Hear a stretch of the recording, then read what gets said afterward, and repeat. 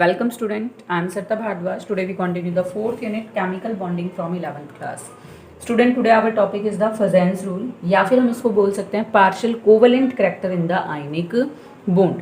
First of all student, जब हमने covalent compound की बात की तो हमारे पास जो covalent compounds थे उनके characteristics थे कि they have the weak forces of attraction as compared to the ionic compounds.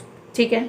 Secondly इनका क्या था, low melting and boiling point था as compared to the ionic compound. Reason क्या होती है स्टूडेंट, कोवेलेंट कंपाउंड के अंदर फोर्सेज ऑफ अट्रैक्शंस वीक, तो ऑटोमेटिकली मेल्टिंग बॉइलिंग पॉइंट भी कैसा होगा, लो. लेकिन आयनिक कंपाउंड्स की बात करते हैं तो उनमें strong electrostatic forces of attraction होती हैं जिसकी वजह से उनका मेल्टिंग बॉइलिंग पॉइंट ज़्यादा होता है. इतना क्लियर है स्टूडेंट. तो अब इन्हीं फैक्ट्स को आपको दिमाग में रखना है. सेकेंडली आपको क्या ध्यान रखना है स्टूडेंट, जो कोवेलेंट कंपाउंड होते हैं वो जनरली नॉन पोलर होते हैं, तो उनकी सॉल्युबिलिटी भी किसके अंदर होती है, नॉन पोलर सॉल्वेंट के अंदर. लेकिन आयनिक कंपाउंड्स में क्या होता है, there are the positive and negative charge separations, means these are polar in nature, और जो पोलर होंगे तो ionic compounds are soluble in the polar solvents. Is it clear student. अब इसको डिस्कस करते हैं फजेन्स रूल को, या किस तरह से कोवेलेंट कैरेक्टर आता है आयनिक बॉन्ड के अंदर. अब हम कंसीडर करते हैं student two oppositely charged ion, one is the cation and second is anion. As we know anion is always larger than the cation, इसीलिए मैंने नेगेटिव आयन को थोड़ा सा बड़ा बनाया है किसके कंपैरिजन में, कैटायन के कंपैरिजन में. अब student when these two ion approaches each other, what happened student, जो पॉजिटिव आयन होगा वो नेगेटिव आयन के इलेक्ट्रॉन क्लाउड को अपनी तरफ क्या करेगा, अट्रैक्ट. और जब वो इलेक्ट्रॉन क्लाउड को अट्रैक्ट करेगा तो उसके इलेक्ट्रॉन क्लाउड की सिमेट्री क्या हो जाएगी, destroy. Means there is the unsymmetrical electron cloud.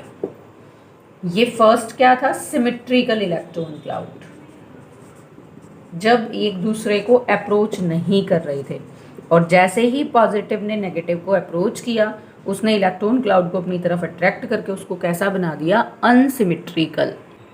और स्टूडेंट इस इफेक्ट का नाम, मींस इलेक्ट्रॉन क्लाउड की सिमेट्री को डिस्ट्रॉय करना, दैट कॉजेज द पॉलराइजेशन. यहाँ पर हमने टर्म क्या यूज की, पॉलराइजेशन. अब student that result into the partial covalent character into the ionic bond. Means जैसे ही ये इलेक्ट्रॉन क्लाउड इधर अट्रैक्ट होगा तो मैंने क्या कहा कि हमारे पास क्या आ जाएगा, पार्शियल कोवेलेंट कैरेक्टर आ जाएगा इस आयनिक बॉन्ड के अंदर. ऐसा मैंने क्यों कहा स्टूडेंट, क्योंकि जब दो चार्ज एक दूसरे को अप्रोच करेंगे तो उनका मैग्नीट्यूड क्या होगा, डिक्रीज होगा. Reason, positive negative oppositely charge ion हैं, एक दूसरे को अट्रैक्ट करेंगे तो इनका अमाउंट या इनका मैग्नीट्यूड क्या करेगा, डिक्रीज करेगा. तो फर्स्ट हमारे पास क्या हुआ, there is decrease of positive and negative charge magnitude. अब जब चार्ज कम होंगे तो ऑटोमेटिकली इनके बीच में जो फोर्सेस ऑफ अट्रैक्शंस होंगी वो भी क्या करेंगी, डिक्रीज. फोर्सेस ऑफ अट्रैक्शंस का जो मैग्नीट्यूड डिक्रीज करेगा हम उसको किस फॉर्मूले से डिनोट कर सकते हैं student, F is equal to Q1 Q2 upon R square. यहाँ पर जो Q1 Q2 है वो क्या है, चार्जेस, पॉजिटिव और नेगेटिव चार्जेस. R क्या है यहाँ पर, इन दोनों के बीच का डिस्टेंस ऑफ सेपरेशन, और हमने उसका क्या कर दिया, R स्क्वायर. मीन्स जितने ज़्यादा ये क्लोज आएंगे उतना इनका चार्ज कम होगा, तो ऑटोमेटिकली जो फोर्सेस ऑफ अट्रैक्शन है इनके बीच में वो भी क्या हो जाएंगी, कम हो जाएंगी. तो हमने लिखा फोर्सेस ऑफ अट्रैक्शंस डिक्रीजेस. अब चार्ज भी कम हो रहा है, मीन्स पोलैरिटी डिक्रीज हो रही है, पोलर नेचर डिक्रीजेस. क्योंकि पोलर वो होते हैं जिनमें जितना ज़्यादा पॉजिटिव नेगेटिव का सेपरेशन होता है, और हम तो क्या कह रहे हैं, पॉजिटिव नेगेटिव एक दूसरे के पास आकर उनका अमाउंट या उनका मैग्नीट्यूड क्या हो रहा है, डिक्रीज, क्योंकि वो एक दूसरे को क्या कर रहे हैं, न्यूट्रलाइज. तो इसीलिए हमने कहा कि polar nature decreases. It means these are soluble in non-polar solvent. जब चार्ज सेपरेशन कम होगा तो इनडायरेक्टली पोलर नेचर डिक्रीज होने का मतलब क्या है, वो कैसे होते जा रहे हैं, नॉन पोलर। तो सॉल्युबिलिटी के लिए हमारे पास क्या था फिनोमिना, लाइक डिजॉल्व्स लाइक। तो इसीलिए जब ये नॉन पोलर की तरफ अप्रोच होंगे तो these are soluble in the non polar solvent. अब स्टूडेंट रिकैप्चुलेट करो जो मैंने लेक्चर के स्टार्टिंग में आपको बताया कि जो कोवेलेंट कंपाउंड होते हैं उनमें फोर्सेज ऑफ अट्रैक्शन कम होती है। तो यहाँ पर फोर्सेज ऑफ अट्रैक्शन कम होनी स्टार्ट हो गई, किससे, इलेक्ट्रोस्टैटिक से, वो हमने इस फॉर्मूले की हेल्प से आपको बताया। सेकेंडली फिर आपको क्या बताया कि इनका मेल्टिंग बॉइलिंग पॉइंट कैसा हो जाएगा, लो। फोर्सेज ऑफ अट्रैक्शन घटेंगी तो ऑटोमेटिकली जो मेल्टिंग बॉइलिंग पॉइंट भी होगा वो भी क्या होना स्टार्ट हो जाएगा, लो। थर्ड फिर हमारे पास क्या है, these are soluble in the non polar solvent, कौन, covalent compound.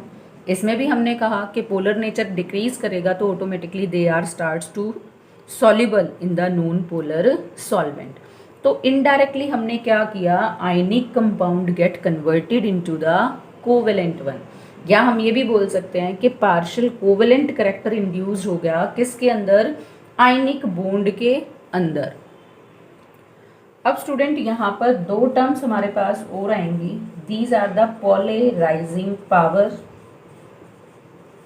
And second is the polarizability. Polarizing power जो है that is associated to the cation, means it is the power of the cation to attract the electron cloud of anion, means मैंने आपको कहा कि positive negative approaches each other. तो positive क्या करता है, इस नेगेटिव के इलेक्ट्रॉन क्लाउड को अपनी तरफ अट्रैक्ट करता है, तो इसकी ये पावर क्या कहलाएगी, polarising power. Means the capability of cation to attract the electron cloud of anion and destroy its electron cloud symmetry is known as the polarizing power of cation.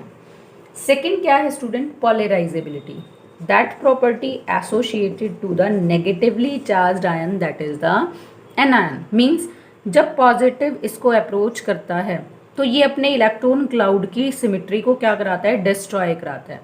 Means हम ये भी समझ सकते हैं कि एनायन एक तो इतने साइज का है, एक मैं अनायन को थोड़ा सा बड़ा साइज ले लूँ, तो बड़ा साइज होने से क्या होगा बेटा, न्यूक्लियस और लास्ट शेल के बीच में जो न्यूक्लियर फोर्सेस ऑफ अट्रैक्शन होंगी वो कैसी हो जाएंगी, थोड़ी सी कम, जिसकी वजह से लास्ट शेल के जो इलेक्ट्रॉन होंगे वो स्लाइटली कैसे होंगे, लूजली बाउंड, और आसानी से ये अपनी सिमेट्री को क्या करा देंगे, डिस्ट्रॉय, जब कैटायन उनको अप्रोच करेगा।